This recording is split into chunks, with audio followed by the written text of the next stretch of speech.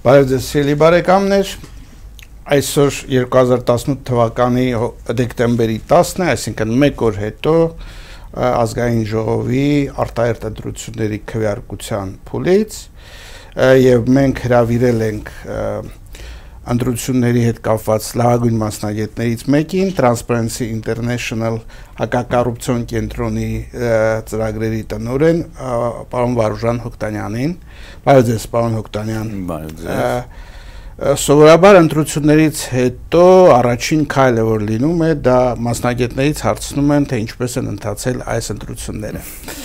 Այնպես որ մենք բացառություն չենք անի այս անգամ եւ ես կխնդրեի դուք ներկայացնեք, թե ձեր կազմակերպությունը ինչ չափով էր ներգրավված այս անգամ ընտրությունների monitoring-ին եւ ձեր ընդհանուր տպավորությունը այս ընտրությունների հետ կապված։ Ну, սկսեմ երևի ընդհանուր տպավորությունից, բնականաբար ոչ միայն անհամեմատ ավելի լավ անցավ, քան թե նախորդ ընտրություններն էին, իհարկե կան եւ դրա քանակական չափանիշները, խախտումների թիվ եւ այլն, որը բնականաբար շատ ավելի փոքր թիվ էր կազմում, ես ավելի մանրամասն ավելի ուշ կասեմ մեր մոնիտորինգի մասին եւ ամենակարևորը որ կար շատ կարևոր էր նաեւ որ մթնոլորտներ այլ այսինքն այդ մասսայաբար լցոնելը տեղամասեր ընտրողներին եւ այլն դա չկար այդ մթնոլորտը որ փաստորեն այդ օրը մարդիկ համապատասխան մարդիկ կերպարանափոխվում էին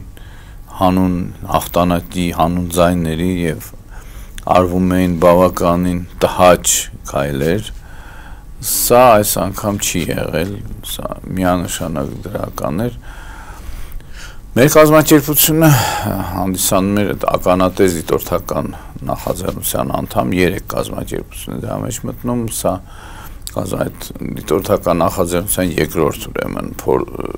աշխատանքներ, այսպես ասած, դիտորդական առաքելությունը առաջին անգամ Երևանի հավաքական ընտրությունները սեպտեմբերին եւ այս տարի նկատի ունի։ Այո։ Եվ այստեղ փաստորեն առաքելության ճասի բացի մեզնից եւս երկու կազմակերպություն, դա Գյումրու ժուրնալիստների ասպարեզակումներ եւ Restart կազմակերպությունը, դրա այդ 3 կազմակերպություններն էին։ Ի տարբերություն նախորդ տարիների, այս տարի փոքր փոխված էր մեթոդաբանությունը,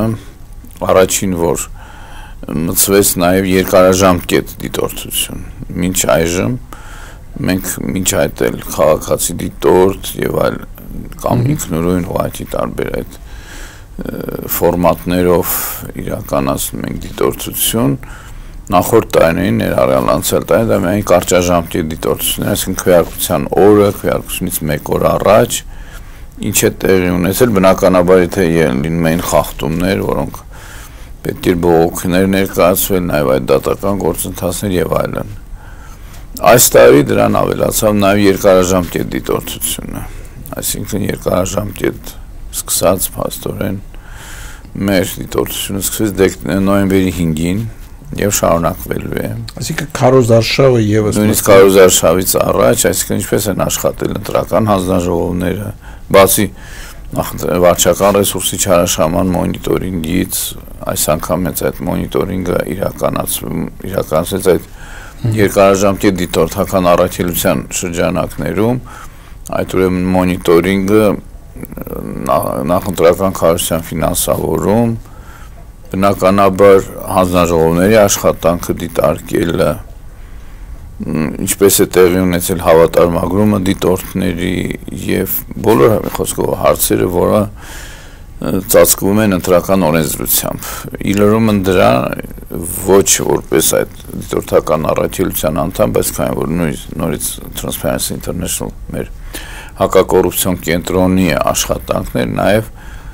5-րդ անգամ փաստորեն սկսած 2012 թվականի խորհրդարանական ընտրություններից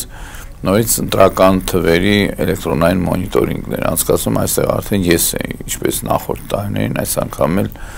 ղեկավարում այդ ծրագիրը, դա ընտրական թվերի համապատասխանության ուրեմն հիմքի սկզբունքի վրա է հիմնվում, այսինքն որոշակի թվեր, եթե ընտրությունները նորմալ են անցել, պետք է որոշակի, ասենք, ենթարկվեն օրինաչափությունների։ Օրինակի համար, եթե բացեք։ Մասնավորապես օրինակ մենք գիտենք, որ Հայաստանից ընտրական ցուցակներում, ընտրողների ռեգիստրում կան շատ մեծ թվով մարդիկ, ովքեր վաղուց արտագաղթել են Հայաստանից։ Բնականաբար մենք չենք վերհանում ով որտեղ է արտագաղթել, բայց արդեն այն թիվը, երբ որ դու համեմատում ես պաշտոնական տվյալների հետ մշտական բնակչության, դու տեսնում ես, որ այս տարի նույնպես նախորդ տարվա բնակչությունը կրճատվեց, բայց ընտրողների թիվը նորից ավելացավ։ Շնորհիվ այն բանի, որ մենք մի կողմ ենք թողնում մահացածներին եւ այլն, բայց միայն որ մարդիկ արտագաղթեցին, պլյուս բնական աճը, որը կա հանրապետությունում, այդ երկուսը իրար հետ բերեցին ավելի մեծ թվով ընտրողների, քան թե անցյալ տարի էր։ Եվ սա իհարկե օրենսդրական խնդիր է, որը պետք է լուծվի այլ թվերի համամասնությունների մեջ, ասենք, արագությունները քվեարկության, որ 3 արվեց, որ այսինքն տարբեր հատվածներ, ժամանակահատվածներ քվեարկության ժամանակ չափելով ժամանակը ու տեսնելով այդ ընթացքում ֆիքսելով, այսինքն ասենք, օրինակ կես ժամ քանի ընտրող է մասնակցել,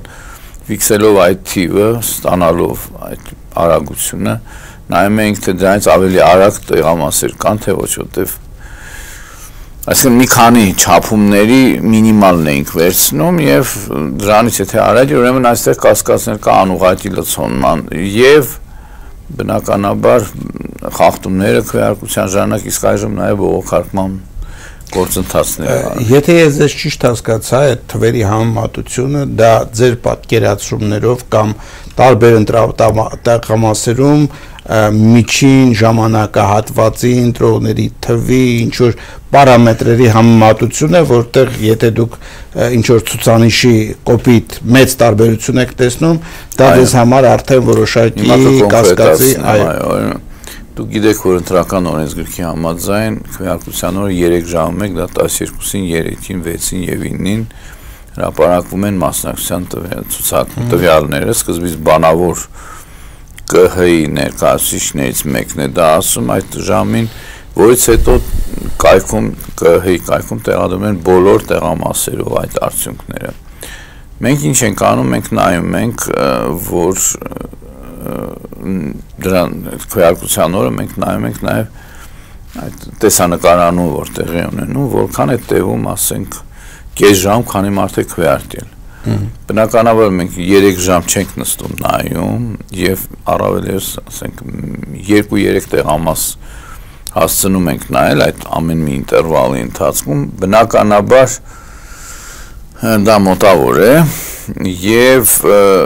բայց հնարավորություն է տալիս ինչ որ թվեր ճշտել այդ թվերը, այսինքն մեկ ընտրող որքան ժամանակում է անում, դրա մինիմալն ենք վերցնում եւ այդպես software-ը մշակված է ծրագիր, ոչ միայն իհարկե ինչպես ասացի, ընտրողների թվերի, այդ մասնակիցների, մասնակցության վերլուծության համար նույն ընտրացուցակները եւ հետագայում, ասենք, վաղվանից սկսած նաեւ արդյունքները կամ նույնիսկ այսօրվանից։ Այսինքն նայում ենք փաստորեն որքանով, ասենք, այդ թվերը գերազանցվել են, օրինակ բերեմ այսպիսի օրինակ, որպեսզի պարզ դառնա, մենք հաշվեցինք, որ կախված, ինչայց ասեմ, որ այդ թիվը կախված է այդ մինիմալ թիվը, քվեարկության, որքան ժամանակում է մեկ հոգին քվեարկում, կախված է քանի քվեախցիկ, ասենք, 3, 2 եւ 1 քվեախցիկ, նայած ընտրողների թվի, ասենք, մինչեւ 750-ը 1 քվեախցիկ է հասնում տեղամասին, 751-ից 1502 եւ 1501-ից ավելի 3։ Մենք նայում ենք այդ 3 տարբեր ուրեմն իրավիճակներում, կես ժամանոց ինտերվալում, որքան մարդ քվեարկեց, ու տեսանք, որ ամենից արագ 35 վայրկյանում էր արվում դա։ Իսկ միջինը մի հոգին, դա չի նշանակում այդ մի հոգին 35 վայրկյանում է, դա շատ ավելի երկար է միջալոց ասեմ, բայց երբ որ հերթը գալիս է, դա խցիկի մոտ 35 վայրկյան, այո։ Ոչ, ամբողջ պրոցես, ամբողջ։ Իհարկե իրականում, երբ որ մենք անհատական վերցնենք, դա ավելի երկար է տևում, բայց քանի որ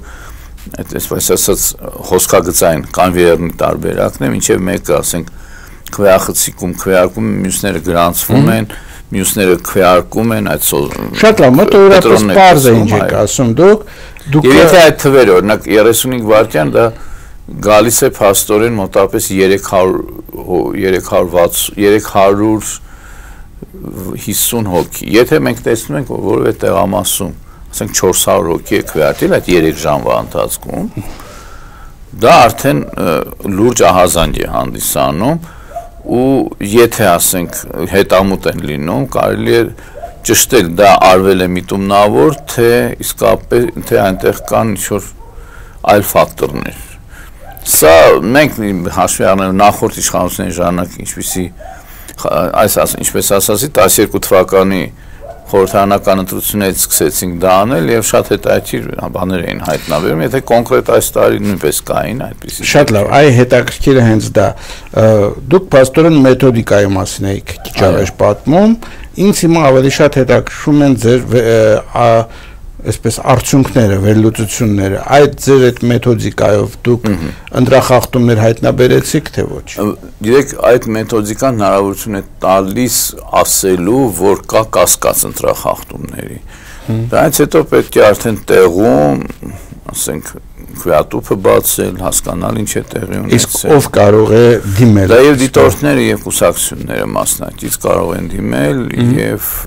ասել, որ ահա մենք տեսել ենք, որ ասեմ 31 տեղամասում է դա եղել այս անգամ 31 տեղամասում այդպիսի կասկածում այդպիսի թվեր ենք ստացել մեր կայքում դա արդեն դրված է այդ հենց ամբողջ այդ ծրագիրը որ կարելի է հստակ նայել տեսնել Համատության համար ասեմ, որ անցյալ տարվա ընտրությունին 108 այդպիսի տեղամաս կար, անհամեմատ ավելի քիչ է։ Ներողություն, իսկ ինչ տեղամասեր են դրանք, մարզային, գյուղական, երևանյան։ Հիմնականում, տեսեք, ուրեմն հիմնական խնդիրը հենց փոքր տեղամասերն էին, որոնք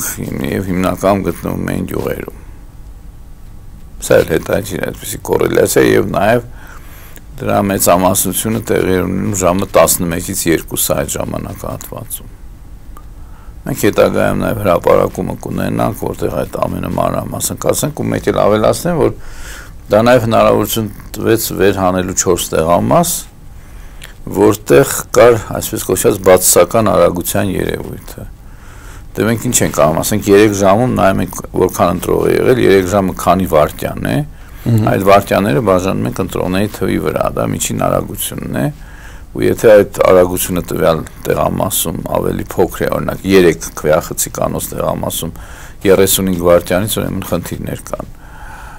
4 տեղամաս մենք տեսանք, հիմա այս անջիր չեմ հիշում, 25, 23, 38 ու կարծեմ 40 չէ, 36 այդ տարածքների տեղամասերում Կար հետաքրքիր մի եւ այդ բացասական արագության, այսինքն երբ որ տվյալ, ասենք 3 ժամ մեկ էր, չէ, 12, 3, 6, 9, ну, ասեմ որ 4 դեպքն էլ վերաբերում էր վերջնական մասնակցությանը ժամը 9-ին, ну, 1 ժամ առաջ որքան է, ասենք 12-ին ասում էին 8-ից 11-ը, ժամը 3-ին 11-ից 2-ը, ժամը 6-ին 2-ից 5-ը եւ ժամը 9-ին 5-ից 8-ը Բոլոր 4 դեպքում էլ 5-ից 8-ը, երբ որ ժամը 8-ին մասնակցության թիվը նայել են, ստացվել է ավելի փոքր թիվ, քան թե ժամը 5-ին է եղել։ Այսինքն ավելի փոքր նկատի ունեմ, մինչև ժամը 5-ը քվեարկել էր, օրինակ, մի տեղամասում, առավել այսպես լավ հիշվող, 592 պատգամավոր, երբ որ դու 3 ինտերվալների մասնակցությունը գումարում ես, իսկ վերջին 3 ժամում, 3 ժամ հետո, ժամ 8-ին տալիս են 410 թիվը։ Այսինքն մինուս 182 մարդ է քվեարկել։ Այսինքն այստեղ կարող է պարզապես ուղղակի սխալ հնարավոր է այս տիպի բաներ լինեն, որոնք ձեր ծրագիրը վեր է հանում եւ հնարավորություն է տալիս, որ դուք ավելի ուշադրությամբ դիտեք։ Բայց հնարավոր է նաեւ, որ եղել է, իհարկե, վերջում իրենք ասեն, այո, կներեք, սխալվել ենք, բայց այդ երբ որ օրինակ դրա որպես կանոն դրա նախորդ ինչ որ որևէ ինտերվալում շատ մեծ արագություն է լինում այսինքն ինչ որ դա լցոնման մասին է ուղղակի կամ անուղղակի լցոնում հետո հասկանում են որ ինչ որ չափնաց են կացրել եւ քչացնում են Սա բավականին ժամանակին բավականին տարածված էր, բայց վերջին ընտրություններն ասեմ, որ էլի 4 այդպիսի դեպք հայտնաբերվեց, այսինքն դա հիմա 2010 տեղամասերից 4-ում պաստորեն այդպիսի կասկածներ կան։ Շատ լավ։ Ընդհանուր առմամբ պաստորեն խախտումների թիվը ըստ ձեզ ավելի փոքր է, քան եղել են անհամեմատ ավելի փոքր է, քան եղել են քանակական առումով էլ այդ որակական պատկերը հաստատվում է։ Դուք որևէ քայլ ունեք անելու այս ձեր այդ հայտարարությունից հետո այս տեղամասերի հետ կապված ստուգում, ինչ որ բացել, նախատեսում եք այդպիսի քայլեր ձեր կողմից։ Ասեմ ոչ միայն դա, այլև քվեարկության ընթացքում նույնպես ասում եմ շատ ավելի քիչ, բայց ամենայն դեպս կային թվեր, նաև մենք մյուս այդ հայտնի նույնպես առաքելությունը դիտորդական անկախ դիտորդը այդտեղ Հելսինկյան ասոցիացիայի Վանաձորյան գրասենյակը, իրազեկ քաղաքացիների միությունը եւ իրենք էին նայել, իրենք էլ մենք էլ ֆիքսել ենք այդպիսի խախտումներ, ինչ վերաբերում է կոնկրետ այդ էլեկտրոնային մոնիտորինգին, ինչպես ես միշտ նախորդ այդ ինչպես ասացի 12 թվականից ենք ամեն անգամ մենք ասում ենք խնդրեմ եթե մենք ձեզ տալիս ենք տեղամասերը որտեղ եղել են այսպիսի խնդիրներ ստուգեք եւ այո դա պետք է արվի այսինքն ասենք երկարաժամկետ կամ կարճաժամկետ դիտորդական առաքելության ժամանակ կոնկրետ փաստ է հայտնաբերվում որ եղել է այսպիսի փաստ որը պետք է ստուգվի, որում ասենք իրավապահ մարմինների կողմից կամ ընտրական հանձնաժողովների կողմից։ Այս դեպքում ոչ թե ինքը փաստը, այլ կասկածը կա, որ եւ եթե հայտնաբերում է ինչ-որ այդպիսի խախտումներ, որոշ այդպիսի, օրինակ այդ տեղամասերում բացասական քվեարկության, եթե դիտորդները նորմալ դիտորդություն են արել, նրանք տեսել են ամենայն հավանականությամբ այդպիսի դեպքեր։ Դա նրանք կարող են հետո այսպես ասած լրացուցիչ, այսպես ասած վստահության համար նաև ցույց տալ, որ տեսեք, մենք այսպիսի բան ենք տեսել ու այս էլեկտրոնային մոնիտորինգի արդյունքներն էլ դա հաստատում են։ Սա է հիմնական նպատակը դրա, որ եւ նաև իհարկե ավտոնոմ տարբերակով, երբ որ օրինակ նույն կուսակցությունը ինձ այս տարի առաջ չէ, բայց նախորդ տարի զանգում էին եւ ուզում էին ոչ միայն սա մենք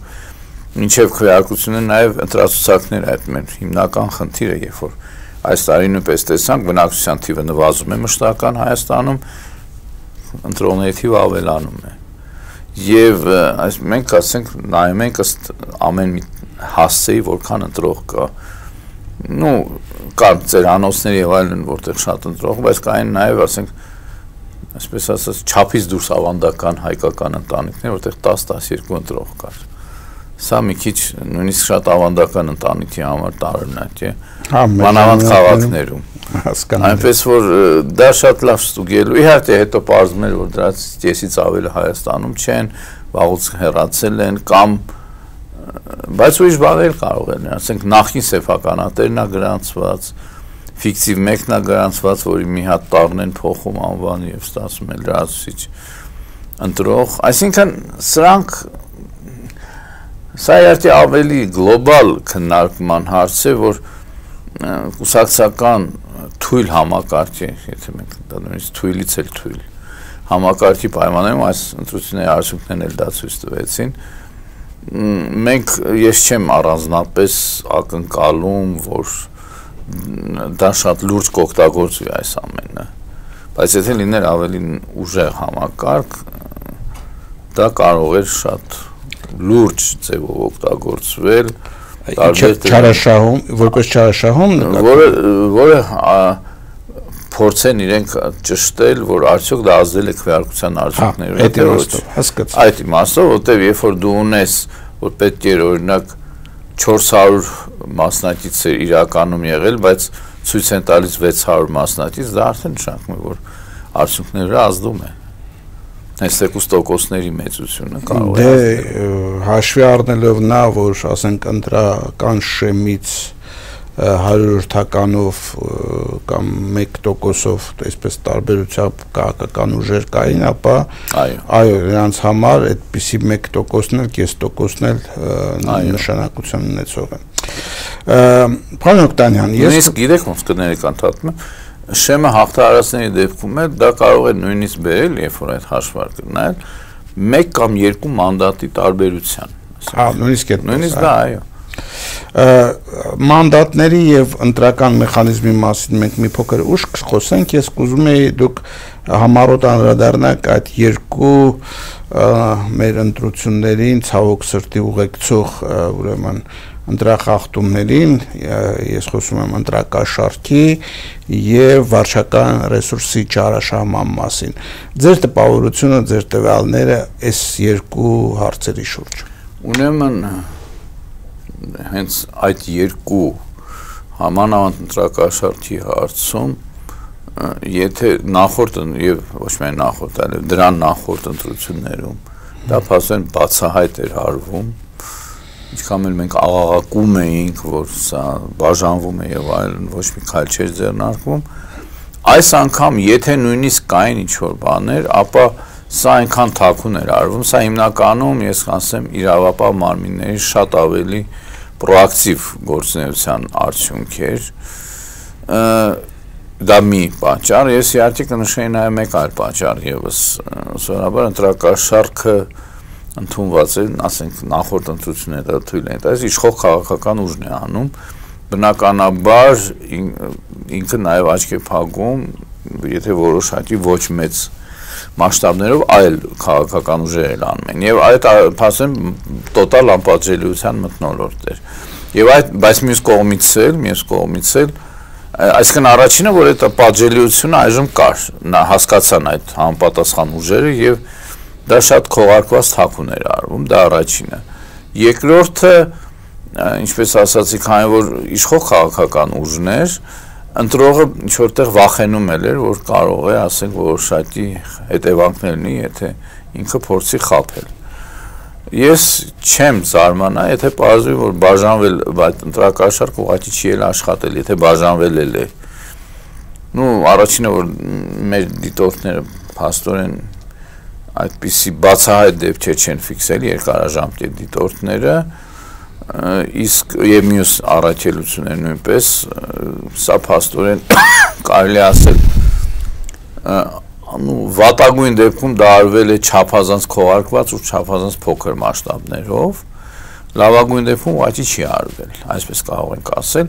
ինչ վերաբերում է վարչական ռեսուրսի չարաշահմանը կարծես թե իշխող դա գիտեք որ իշխող քաղաքական կամ այն ուժը որը ռեսուրս ունեցող դա իշխանություն ունեցող քաղաքական ուժն է դե ֆակտո գործադիր իշխանությունը ում որ պատկանում է նրա մոտ եւ նաեւ համայնքներում որ համայնք տեղական ինքնակառավարման մարմնու ղեկավարը որ ուժն է իրենք այսինքն կարող են չարաշահել նույն ես ենթադրում եմ որ առաջինը նախ Իսահակյան առաջնորդի Փաշինյանի ուրեմն այդ սկզբունքայնությունը դա բացառում էր որ դա օգտագործել իհարկե եղել են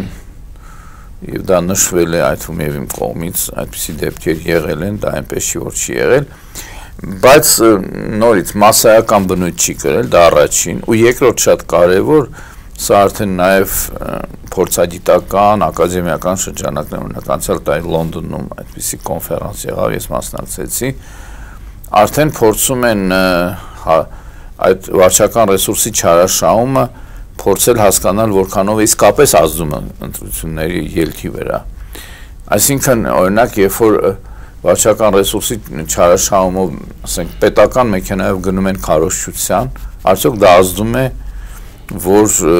այդ ուժը ստանա նույն ես հիշում եմ 2008 թվականի նախագահական ընտրությունների ժամանակ երբ որ դե աղջիկս էր աշակերտ էր եւ տանում էին միտինգների Սերժ Սարգսյանի հետ միտինգների դա վարչական ռեսուրսի խայտարակ խախտում էր բայց հետո ես չեմ ասի ով ինձ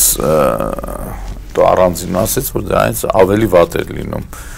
կուսակցության ցուցանիշները հարապետականի, այսինքն կան որոշ դեպքերում այդ մեքենաները կամ մանկապարտեզ դպրոցի ինչ-որ ռեմոնտ են անում, հետո բացում են անում հենց նախընտրական ժամանակաշրջանում, դա ընտրողի պետք է հասկանալ ընտրողի հոգեբանությունը, բայց կան նաև չարաշահումներ, օրինակ երբ որ դպրոցի տնօրենների միջոցով կամ պոլիկլինիկաների տնօրենների միջոցով փորձում են ուղղակի ստիպել կամ անուղղակի չարաշահում են, երբ որ ասենք իշխող քաղաքական ուժի գործարանների միջոցով այդ նույն ասենք սասի հիշում եք դեպքը եւ այլն, այդ ճանապարհը սա իսկապես այդ լոնդոնյան համաժողովում քննարկվում է, սա իսկապես լուրջ խնդիր է ու ասեմ որ այդպիսի խնդիր բացարձակապես չի ֆիքսվել, այսինքն լուրջ, որը ընտրությունների ելքի վրա կարող է ազդել, այդ տիպի չէ, իսկ այնպիսի խախտումներ, որ ինչպես ասացի, կարող են աշխատանքի ժամին քարոզել կամ պետական ծառայողական մեքենաներով գնալ, սա հիմա իսկապես նույն ակադեմիական փորձագիտական շրջանակներում արդեն հասկացվում է, որ այս տիպի մանավանդ երկրներում դա բացարձակ չի ազդում, կամ շատ քիչ մարգինալ, այսպես ասած, marginal անգլերեն ազդեցություն է թողնում, ի տարբերություն, ասենք այդ տիպի խախտումների, երբ որ կա նաև այլ խախտումներ, օրինակ պետբյուջեի փողերով ընտրակաշարք բաժանելը, սա ազդում է իսկապես, եւ դա պետք է իսկապես հստակ փորձել, եւ նաեւ ինչ-որ չափով, իհարկե ոչ մեծ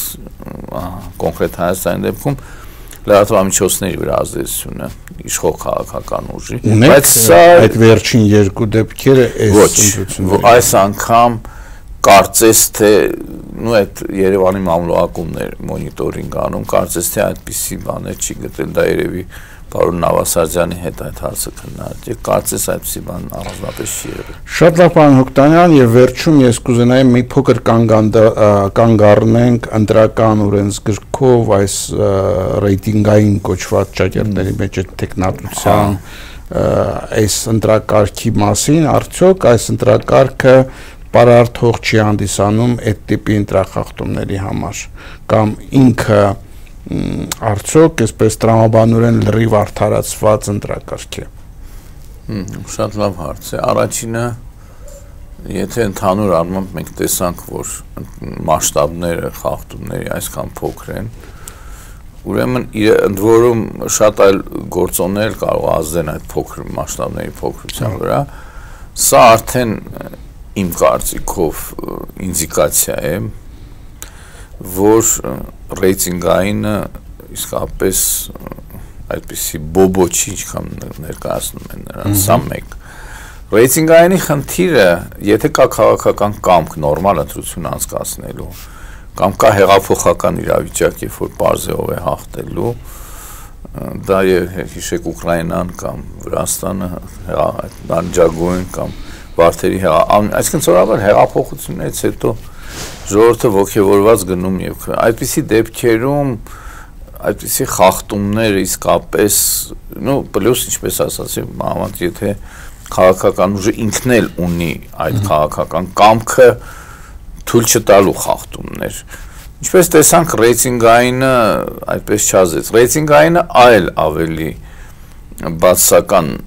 ազդեցություն ունի դա երբ որ ընտրողը ոչ թե ընտրում է ծրագրեր, գաղափարներ եւ այլն որքան ծանոթի ընկերոջ բարեկամի հորդորներին այս հետևելով բագիդես ընկերս կամ դե հասկանալի է դրան դժվար է ուրեմն այո սա է ազդում որը շատ ավելի մեծ ասենք ազդեցություն է թողնում քան թե ասենք եթե լիներ փակ համասնական այդ մեկ ընտրացուցակով ինչպես ուզում էին ընտրական օրենսգրքի այդ փոփոխության արդյունքում ունենալ ավելի շատ դա է խնդիրը դա մեկ երկրորդը ես սա շատ կուզեի շեշտել որտեվ ես ինքս այս 20 տարի առաջ Շվեդիայում տեսա նրանց համակարգը որը մեր այդ ռեյտինգայինն է եւ դա նպաստում էր կուսակցությունների ուժեղացմանը մայրաքաղաքից դուրս Սա իհարկե մենք դեռ շատ ճանապարհ ունենք անցնելու, որպեսզի մենք գանք դրան, այսպեսի չկայացած կուսակցական, բազմակուսակցական համակարգում, բայց ես չեմ այդքան միամիտ չեմ, որ ասեմ, գիտեք, եկեք թողնենք այդ համակարգը, որտեղ դա կնպաստի, ինչպես օրինակ ես դա տեսա Շվեդիայում, դա կնպաստի իսկապես կուսակցությունների ուժեղացմանը տեղերում մանավանդ Երևանից դուրս, դա չի աշխատի այժմ, բայց ապագայի համար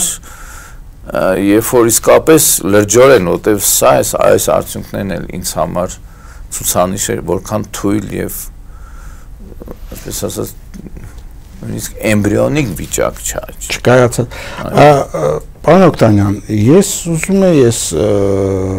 ձեր ասացի հետ կապված մի այսպիսի հարց է առաջանում, կարծես թե այս համակարգը փոքր-ինչ հակասում է հենց կուսակցություն գաղափարին եւ չկայացած կուսակցությունների պայմաններում դա կարող է բերել կուսակցությունների քայքայման, չէ՞ որ փաստորեն այդ ռեյտինգայինը թույլ է տալիս, այսինքն ստիպում է, որպեսզի նույն թիմի անդամները իրար հետ մրցեն, մինչդեռ կուսակցությունը դա պետք է լիներ իրար հետ համագործակցող, այսպես ասեմ, մանավանդ այդ մրցույթը, այդ մրցակցությունը ինչ տեսք ունի այս պայմաններում, հիշենք անցյալ տարվա ընտրություններին, նույն ես կարող եմ մի քիչ անսպասելի բան ասեմ, նույն այդ Սասի Արտակի այդ հայտնի դեպքը, այդ գաղտնի ժողովը, որը ձայնագրվեց, նույնպես այդ ռեյտինգային պայքարի հետևանք էր իրականում, մի քանի ռեյտինգային տեխնասոյն, հարավես որ ես հենց այդ ընտրատարածքից եմ գիտեմ, ովքեր էին պայքարում եւ ոչ այնքան կուսակցության խնդիրներ, որքան ռեյտինգայինի, այսինքն կուսակցությունները օգտվում է ռեյտինգի, այո, որ այստեղ փաստորեն վարչական ռեսուրսի չարաշահումը նույնիսկ խանգարում էր նույն կուսակցության մի, այսինքն օգտագործում էին պայքարի ոչ այդպիսի մեթոդներ, ինչ որ ասենք ես տեսնում եմ Շվեդիայում, լրիվ այլ մեթոդներ, դրա համար այս էտապում իսկապես դա բացասական երևույթ է, բայց ոչ ընդհանրապես, սա պետք է հստակ հասկանալ, որ մանավանդ ներկուսակցական ժողովրդավարության զարգացման հարցում, որտեղ եթե դուք ունեք փակ համամասնական ցուցակ, դա մենք տեսել ենք, մենք մինչև անցյալ տարի ունեցել ենք, կուսակցության առաջնորդը որոշում է որոշ չար լեզուներ պնդում են նաև որ փողով այդպիսի տեղերն էին, անցողիկ տեղեր են վաճառվել եւ նման այլ գոհարներ են ի հայտ եկել։ Ես չգիտեմ, դա իսկապես եղել է թե ոչ, բայց այդ փակ ցուցակները ունեն մեկ այլ բացասական ուրեմն հետևանք, որ ուղղակի ավտորիտարիզմը ներկուսակցական այդ ուժեղացնում է, որտեղ կուսակցության առաջնորդը դրա համար շատ կարևոր էր, որ եթե ռեյտինգայինը մնում էր, գոնե կուսակցությունների մասին օրենքը, որը խոստանում էին նոր իշխանությունները դեռ իրենց ծրագրով հունիսին երբ որ ներկայացրին փոփոխություններ արվեր կուսակցությունների մասին օրենքում, որտեղ ի թիվս այլ բաներին նաև ուժեղացվեր ներկուսակցական ժողովրդավարությունը։ Շատ լավ, պարոն Օկտանյան, ուզում եմ շնորհակալություն հայտնել ձեր մասնակցության համար այս հաղորդմանը, ձեր մեկնաբանությունները կարծեմ շատ հետաքրքիր էին մեր հեռուստադիտողների համար, դիտենք, սպասենք վերջնական արդյունքներին, չնայած ընդհանուր առմամբ արդեն կարծես թե պատկերը պարզ է եւ մենք ապրում ենք նոր Հայաստանի իրողության, ազգային ժողովական իրողության մեջ։ Լինենք օպտիմիստ եւ հուսանք, որ իսկապես նոր Հայաստանը կկայանա։